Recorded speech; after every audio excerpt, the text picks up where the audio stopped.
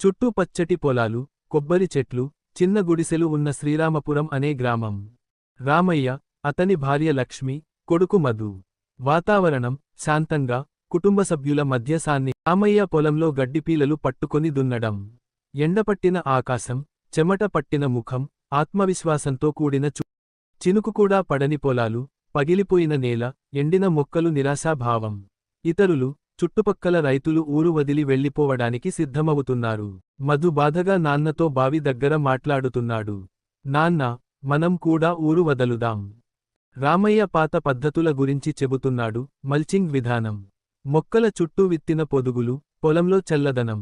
పచ్చగా మారుతున్న పొలం. వర్షం లేకపోయినా రామయ్య పొలం కొద్దిగా పచ్చగా కనిపిస్తోంది. ఇతర రైతుల పొలాలు ఎండిపోయినవే. మబ్బులు కమ్మిన రాత్రి, ఉదయాన భారీ వర్షం.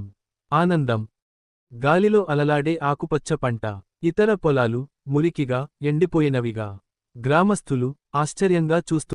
గ్రామ పెద్దవారు రామయ్యను ప్రశంసిస్తూ మాట్లాడుతున్నారు. ప్రేరణాత్మకంగా. రామయ్య తన భార్య, కొడుకుతో కలిసి చిరునవ్వుతో, నమ్మకంతో కృషి చేస్తే తప్పకుండా ఫలితం లభిస్తుంది.